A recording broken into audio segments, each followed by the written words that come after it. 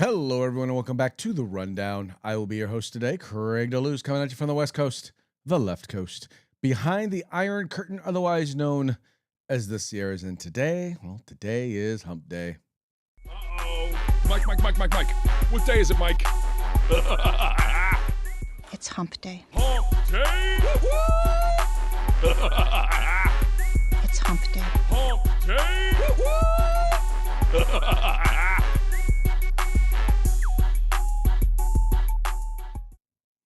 That's right, folks. Today is Hump Day. This is the day in which we attempt to begin the weekend, sometimes with success, sometimes not.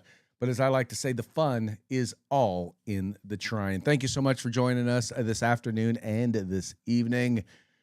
Got some interesting news and topics to talk to you about. So we're going to go ahead and we're going to kick right off into it. But we're going to start off the way that we usually do, and that is with a quick shout out to our sponsors. We're going to start off here with the folks over at Hitman Industries. Hitman Industries makes rifle and pistol caliber barrels available for you to purchase at any length. If you've purchased an AR in the last few years, there's a good chance you already have one of their barrels, so why not get another one? Whether you're looking to rebarrel your old rifle or, I don't know, maybe do a brand new build, whatever you decide to do, start your experience with Hitman Industries. Then we've got the California Republican Assembly working to help elect conservatives at all level of government, from school board all the way up to President of the United States. Ronald Reagan once referred to CRA as the conscience of the Republican Party. You need to find out why. How can you do that? All you have to do is visit cragop.org. That's cragop.org, because if you want to be a part of California's future today, you got to join CRA. And then we've got the best in concealed carry tactical holsters available on the market at hogholsters.com. Just go to hogholsters.com, HAWG holsters.com. That stands for Helping Americans Wear Guns. And they like it so much, they're going to give you a discount. All you have to do is use the discount code The Rundown. All caps, no spaces, one word, just like it is right up there. And you're going to get yours on discount today. And then finally, if you're looking for new gear, whether you're looking for boots, whether you're looking for hats, whether you're looking for backpacks, maybe you're looking for some cool tactical pants, whatever you're looking for, you will find all things tactical except the gun at uscombatgear.com. They have a huge selection. They have competitive pricing, especially group pricing. They specialize in group sales and the best customer service available out there. Please take a moment and visit their website at uscombatgear.com. Also, want to encourage you, if you have not already done so, to please sign up for the 2A newsletter. This is put out by 2A News. This has a daily aggregation of all the key and important 2A News stories that are going to be available out there. You're going to want to visit. They've got the vlogs. They've got the blogs. They've got the news stories. They've even got the mainstream media news stories on the Second Amendment and firearms. All you have to do is go to 2anews.us, hit that subscribe button up there, put in your email address, and you will receive the 2A News newsletter, the 2A newsletter in your email box. And the best part about it all, folks, it is for free. How about that? It is 100% free. All you got to do is sign up today. And finally, now, if you are watching this show on the West Coast in the 3 o'clock hour, or if you're watching it on the East Coast during the 6 o'clock hour, then you're watching us live, which means we're taking your comments. We would love to hear from you. Do us a favor. Go ahead and drop us a comment. Let us know what you think about the program. Let us know where you're watching us from. Anything. And in fact, we actually encourage you. Whether you agree with us or disagree with us, we encourage you to disagree with us, because when you disagree with us, well, then we get to mock you. Oh wow, is that a mockingbird? Man, is that a mockingbird? Is that a mockingbird?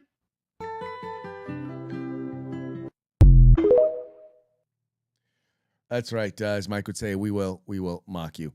But anyway, we're going to have a good old time today here. Let's go ahead and get into it. Antifa protesters. Let's just say you might recall that there was an attack on a facility in Texas back around the 4th of July, I believe last year. Anyway, it turns out, a number of the folks that were arrested have now been sentenced to jail time. This, according to the folks over at Breitbart. And let's go ahead and see if I can get the story up here real quick.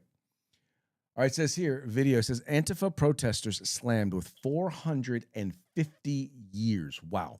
450 years of prison time for July 4th attack on Texas facility. That right there, that's a lot of time. That's a lot of time to be spending in jail. But we'll go ahead and we'll watch the video of what it is that they did here first, and then we'll come back and we will read the story. From the moment the first police officer arrives, Hey, stop! it only takes seconds He's running! Get on the ground! before he's shot in the neck. He survived and recovered from what federal authorities call a terror attack outside a North Texas ICE detention center on the 4th of July. Do not move! You will be shot! You're seeing the shooting and its aftermath for the first time on video obtained by WFAA. Don't move! Put your hands! The feds charged more than a dozen people, calling them Antifa terrorists, in a first-of-its-kind case that led to a manhunt, then guilty pleas and convictions this spring. But that night, At least how many's with you? Now, Answers! don't know. video shows officers struggled to find everyone involved. I do not consent to search. I don't consent to a search as well. You ain't got to consent to a damn thing today. Dash cam audio shows others were more cooperative. I'm just a peaceful protester. State charges are still pending, and 9 of the suspects are appealing their federal convictions. Reporting in DFW, I'm Cole Sullivan. All right, so let's read a little bit of story here. It says, in a national first, U.S. Department of Justice has brought the hammer down on the officially designated terrorist organization Antifa, or Antifa, however you want to pronounce it. This week, doling out 450 years of prison time to members of the group in Texas for their attack on a federal immigration facility a year ago. One of those convicted was sentenced was the alleged leader of the North Texas cell, Benjamin Hanil Song, a former Marine reservist who a federal court judge slammed with a whopping 100 years in prison for the attempted murder of an Alvarado police officer at suburban Fort Worth's Prairieland Detention Center on July 4th, 2025. It says 5 of the 7 other Antifa members received sentences of 50 years each, with one remaining member getting 70 years and the other 30 years for their parts in the protest, which featured explosives, vandalism, and rioting. 5 of the defendants were women. Quote, "This is the first sentencing of defendants affiliated with Antifa following President Donald J. Trump's executive order designating the group as domestic terrorist organization in September 2025, the DOJ said in a statement." Now, I want you to keep in mind, this is a group that many Democrats have said doesn't exist. Antifa is just an idea. It's a loose group of people. Well, here's the deal. If you decide that you want to loosely coordinate and loosely identify yourself as Antifa, then you are part of a terrorist organization. And when you consider the fact that this is a group that, once again, involved the attempted murder of a law enforcement officer, this is a group that had explosives, that did vandalism, that rioted, and once again, during those riots, attacked officers or attacked law enforcement officers, then you get what you get. And because you're a part of, and I don't know if I'll put it this way, rioting in and of itself probably wouldn't have gotten this much time, but I'll tell you what, attempting to kill an officer, yeah, that'll get you some time, especially when it's as a part of an organized attack. And that's exactly what this was. You know, the left is very, very good at trying to use or attempting to use like a military style or military type terminology. And the reason why they do that is because what they're trying to do is they're trying to make it sound like they're engaged in a war, they're engaged in a fight, right? But they're not, right? Or in this particular case now, they actually are. They said normally they're not. Normally they use that sort of rhetoric. The politicians use that sort of rhetoric to get their folks all hyped up and make it feel like they're doing something. The thing that they fail to understand is is that there are some people that are going to take that war terminology, that battlefield terminology, they're going to take it seriously. And they're going to go out and attack people. They're going to go out and attack entities. They're going to go out and attack government officials. And that's what these folks did. And you got the Democrats who are going to say, well, that's not what we intended, but that's what you inspired. That is exactly what you've inspired in these folks. That's what you asked for. That's go back and look at your rhetoric. Look at the things that you say when you say someone will reap the whirlwind, and then you're surprised, right? You're surprised that somebody shows up at a Supreme Court justice's house in an attempt to kill them. Anyway, I'm glad to see this happen. By the way, folks, this is not going to be the last, because there are tons of people who have attacked, once again, attacked ICE agents over the last year, many of whom have been arrested. I will not be surprised if you start to see more and more of them get charged the same way that these guys did, and they wind up having to pay the price, a significant price as well. My hat's off to the folks who prosecuted them. All right, moving right along.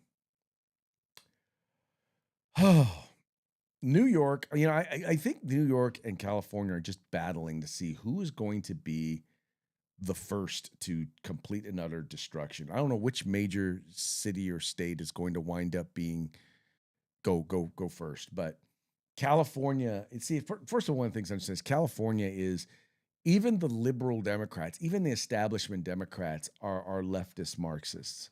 But for the most part, they're not democratic socialists. But that's exactly what you're seeing happen right now in New York, as democratic socialists, as Marxists, who are supported by Mayor Mamdani, are actually starting to take over the government there in New York.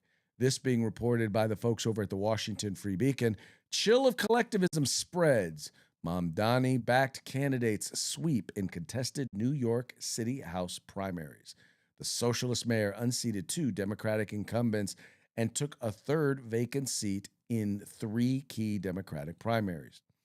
New York City Mayor Zohran Mamdani stunned the Democratic political establishment with a clean sweep Tuesday evening after all 3 of the far left insurgent candidates he endorsed in the city's congressional primaries defeated opponents, including 2 incumbents championed by party leaders. Within minutes of the polls closing, Mamdani acolyte Brad Lander was declared the winner in his challenge to Representative Dan Goldman in the city's 10th district. In Brooklyn, Assemblywoman Claire Valdez, like Mamdani, a Democratic socialist, triumphed over Brooklyn Borough President Antonio Reynoso to claim the seat being vacated by retiring Representative, is it Nadia? I'll just say Nadia Velasquez.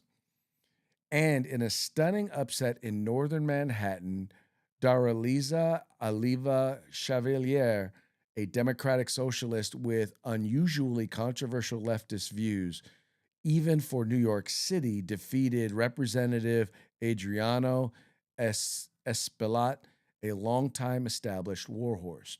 The 3 primary elections were being closely watched nationwide as a test of the young mayor's strength, but many seasoned New York political hands were shocked by the clean sweep. Mamdani had bucked the Democratic establishment-backed candidates who, in the case of Valdez and Chevalier, had views well to the left of Upper Manhattan and outer borough voters, and made his opposition to Israel a key litmus test. Goldman and Esplat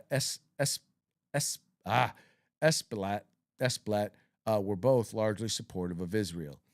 As the campaign crescendoed, Mamdani doubled down on his anti-Israel rhetoric, saying, "Now is the time of monsters," a quote by a Marxist philosopher to describe the American Israel Public Affairs Committee.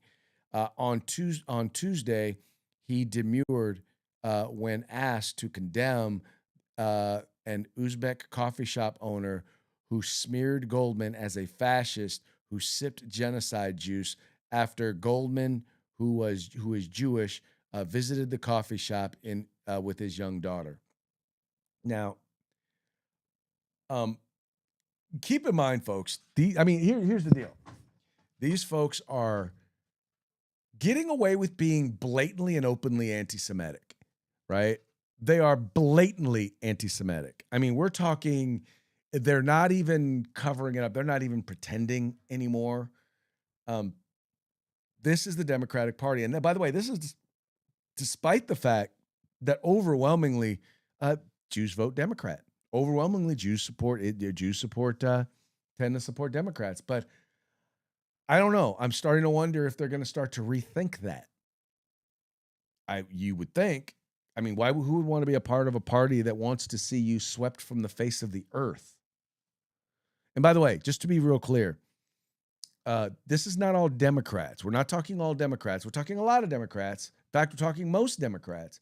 But overwhelmingly, they're being taken over by the Democratic Socialists of America. Another political party is taking over the Democratic Party. And Democrats are evidently in no position to do anything about it. They apparently have lost the momentum in their own party. They apparently have lost the reins within their own party. And places like New York, now, here's the thing. They're going to start to be the litmus test. I mean, the test. They're going to be the petri dish for socialism in the United States of America. And the question is going to become, as they start to implement these policies that Mamdani wants to implement, how long before the city collapses? How long before the economy collapses? He's already bragging. So you got the mayor already bragging, well, with the wave of my hand, I erased an entire deficit. No, you didn't erase a deficit. You pushed it off into the future. You said, yeah, we're going to get money from the state. So the state bailed you out. And then the rest of it, we're going to push into the future. And so we're going to push it off till next year or the year after that or the year after that. We're just, not going to pay people until. We're not going to cover paying stuff until. And that's how we balance the budget. In other words, I'm just going to ignore the fact that I owe people money. I'm going to ignore, I'm going to say I'm going to do things, but I'm not going to do it. I'm not going to, at least I'll put it this way. We're going to do these things. We're just not going to pay for it. How about that?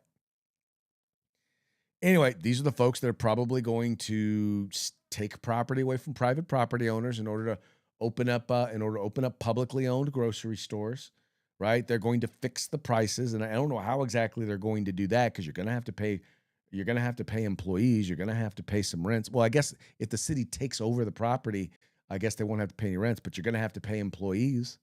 Someone's got to work at these stores. You're going to have to buy products, right? No one's just going to give you products. So you have to find a way to buy products for those stores. And then, oh, by the way, you're going to have to convince people that are going to want to buy those products. What if nobody wants to buy those products? How is that going to work? Every once in a while, though, I guess you gotta give socialism a chance. You gotta let them experiment a little, let them give it a try a little bit, because you need to show that it just doesn't work. Right? There's got to be evidence. You've got to provide evidence that it just doesn't work. And by the way, folks, it's not going to work. When they start outlawing the police and they stop sending cops into certain communities, where let me think. You're saying, well, they're going to stop over policing the black community. No, what they're going to stop doing is they're going to stop providing protection in black communities. In communities where there are crime, they are no longer going to send cops, which means if you are in the crime business in some of these areas, it means business is about to get really, really good for you. Hands down. And when people are robbing you, when women are getting raped, when people are being assaulted and robbed, you're going to beg. You're going to beg for somebody to come in and be about law and order. I doubt that will happen. I sincerely doubt that will happen. But you're going to ask for it. You're going to want it. And it ain't going to happen. Anyway. Speaking of law enforcement, my favorite law enforcement official in the entire country, Harmeet Dillon, the assistant attorney general there in Washington, D.C. Well, she is looking to protect her fellow Californians, because, yes, she is from California, from the Glock ban. Dillon says DOJ will sue over California's ban on Glocks. The head of the Justice Department's Civil Rights Division has put California Governor Gavin Newsom and Attorney General Rob Bonta on notice. If the state tries to enforce its upcoming ban on Glocks and other striker-fired pistols with cruciform trigger bars, it will be the next jurisdiction that faces federal litigation. Matter of fact, there's her tweet right there. TikTok on January 1, California plans to impose an unconstitutional Glock ban. Today, I notified California Governor and AG Rob Bonta to drop the unconstitutional restrictions on law-abiding citizens' rights to purchase legal firearms before the ban goes into effect, or we will sue. Stay tuned. And that's a copy of the letter right there. It says here, California isn't the only state where anti-gun Democrats are taking aim at some of the most popular pistols around, but it is the first state that will enforce a ban on the sale of Glocks and other firearms with similar designs, which can be illegally modified into full auto machine guns through the installation of a small switch that is already illegal to possess under both California and federal law. Dillon's letter says she's not only authorized a legal challenge to the Glock ban, but to California's handgun roster, which requires gun makers to submit their firearms to the California Department of Justice for approval for the state. It says here, a federal judge granted an injunction and a separate legal challenge to the handgun roster, but that decision was stayed by the Ninth Circuit Court of Appeals. And for now, the roster remains in effect and thwarts the ability of Californians to easily acquire firearms that are widely available in the country.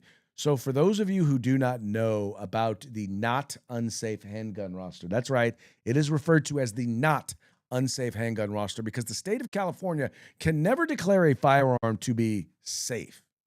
So the not unsafe handgun roster was originally created as supposed as consumer protection.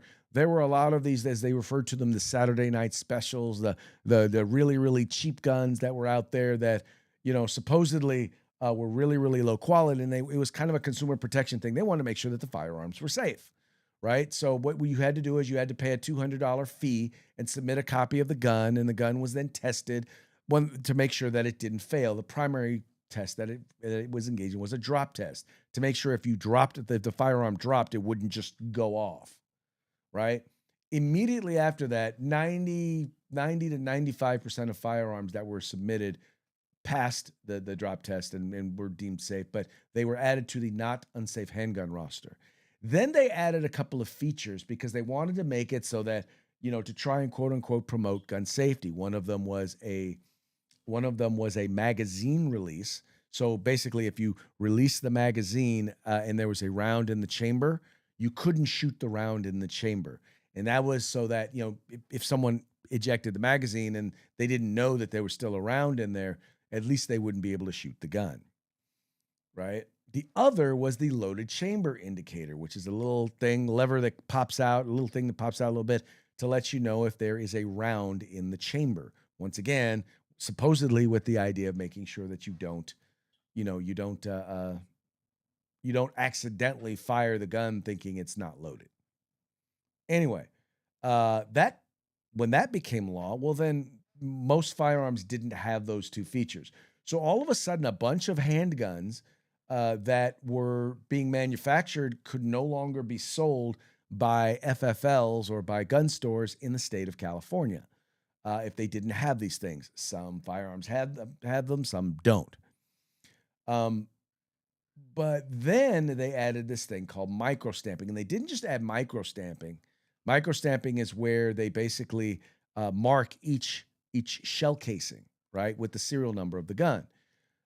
Traditionally, or mostly the way it's done is it's done with the firing pin, and the firing pin, the firing pin basically hits the shell and puts a stamp on there, and when the shell is ejected, well, then you've got it there. Well, in California, they actually required it to be in 2 places, which, by the way, was technologically impossible. No, by the way, when they passed this law, microstamping was an idea. It wasn't even really a thing that had been done, that could be done. Once they finally got to the point where they could do it, then Attorney General in California, Kamala Harris, decided she was going to say, yeah, okay, the technology exists. Except the technology never existed for it to happen in 2 places.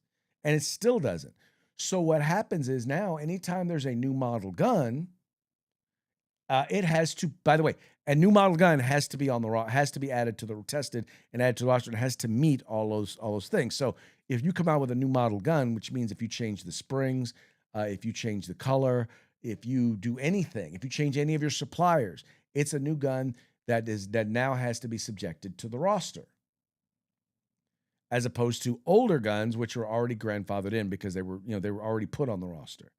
Then they started taking guns off the roster, which meant that we started to see fewer and fewer handguns that were available for us to purchase here in the state of California.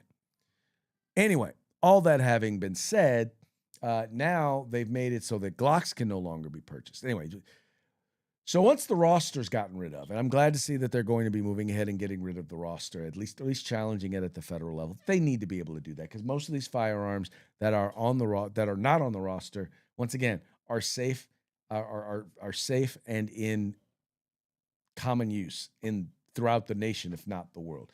And Glocks in particular, it's the most common model handgun in the entire country. And now they're saying, oh, by the way, you can. And by the way, here's the funny part.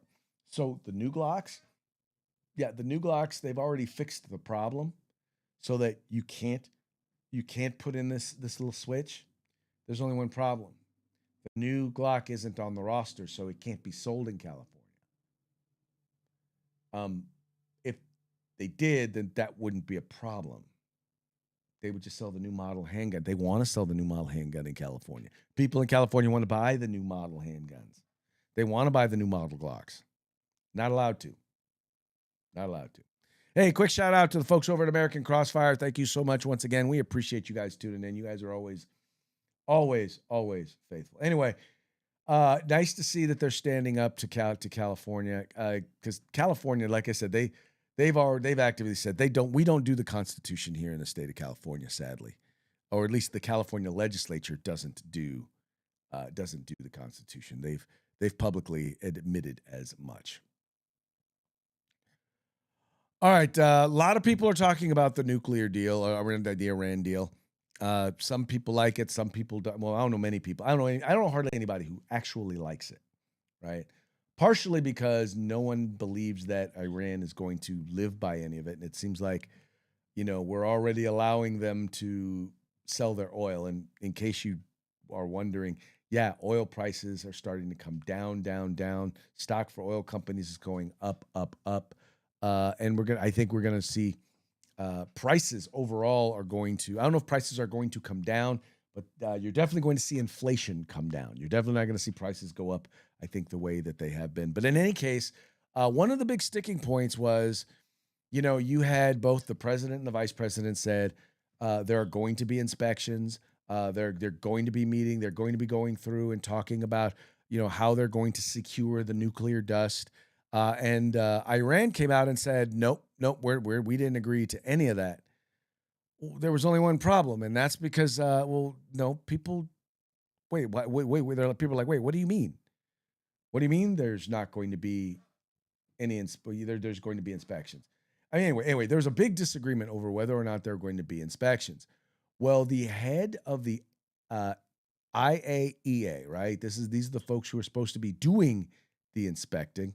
Well, they had a little something to say about that. Or he had a little something to say about that. And he came out and basically flat out said, yeah, we're going to be inspecting. We're going to be on the ground inspecting. Fundamental thing I would like to remind you and draw your attention to is that there has been a memorandum of understanding signed by both presidents.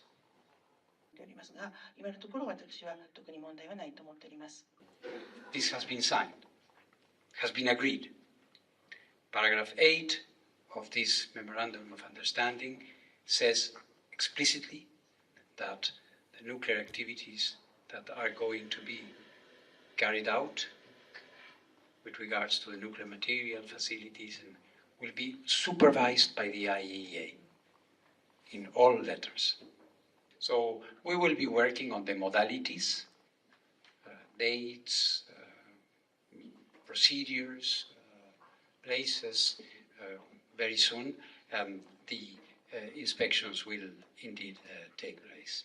Of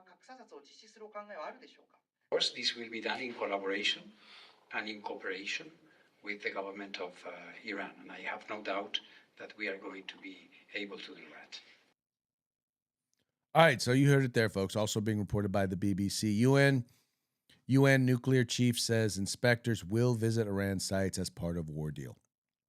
The head of the global nuclear watchdog has said it will carry out inspections in Iran under the country's preliminary peace agreement with the U.S. Quote, inspections will indeed take place. International Atomic Energy Agency Director General Rafael Grossi told reporters in Japan, quote, we will be working on the modalities, dates, procedures, places very soon. The agreement signed last week said explicitly that the dilution of Iran's highly enriched uranium would be carried out under IAEA supervision.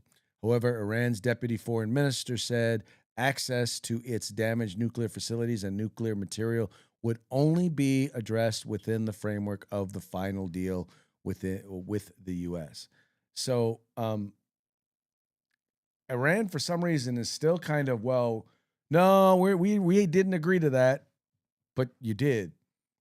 It's there in the memo that you signed. I think, here's what I think is what's going on. I think this is what a lot of people are talking about. I believe what they're doing is they're trying to save face internally. They know it's there. They know what's going on, and they're trying to save face internally. And I don't know. They're gonna have to figure that stuff out. To be quite honest, they're gonna have that. That's all internal stuff. But in the end, it appears to be that these inspections are going to be taking place. And once again, I'm still not in love with this deal. I'm not. I don't think it's a good deal. I still, in the end, if in the end this means a non-nuclear Iran, and we are actually not just inspecting the nuclear dust, but we have the ability to keep an eye on these facilities, to keep an eye on the work that they're doing, okay, then maybe. All right, maybe that's a little bit better. All right. But so far, and I'm not one of those folks who, because I disagree with them on this particular item, that I'm willing to throw out the baby with the bathwater. I still believe the president has done a phenomenal job. I just think that in this particular case, especially if this deal winds up being worse than the JCPOA, which is the deal that Obama agreed to, but we got to own it. We got to own that it's not as good. But in the end, the people, in particular the voters overall, have demonstrated, or they kind of had that. They would rather have cheap gas. They would rather have lower prices than to see that we can guarantee 100% that Iran is, ends their desire for, nuclear, to get a nuclear weapon. Anyway. All right, folks, that now brings us to our parting shots. Parting shots are brought to you by Hog Holsters. Go to hogholsters.com. Use your discount code The Rundown, all caps, no spaces, one word, and get your hog holster today. All of our parting shots today are going to be brought to you by the Babylon Bee, fake news that you can trust. You'll love Zizvan. Starting off here from the Babylon Bee, Al-Qaeda wins New York primary. I firmly believe that if Al-Qaeda had a party in New York, they would win the New York primary. There is not a doubt in my mind right now that they would, because, that just seems to be what New York is into. Anyway. New Yorkers excited to see how never before tried government called socialism turns out. That's because they're dumb. They don't know that socialism has tried and failed every place that it's ever been instituted. And then finally, in a powerful act of protest, liberals begin adding algae to drinking water. Did you see the videos of them out there cheering on the algae because they hate Donald Trump so much? They so want Donald Trump to fail. They want algae in the reflecting pool. It's just bad. And by the way, I have seen the stories and have seen some of the charges filed against some of these folks who are yes, actually damaging the reflecting pool in order to make Donald Trump look bad. Yes, they're doing it. And it's crazy. Anyway. All right, folks, that brings us to the end of our program. But before we go, we're going to give one more quick shout out to our sponsors. We got the folks at Hitman Industries, rifle and pistol caliber barrels available for you to purchase at any length at hitmanindustries.net.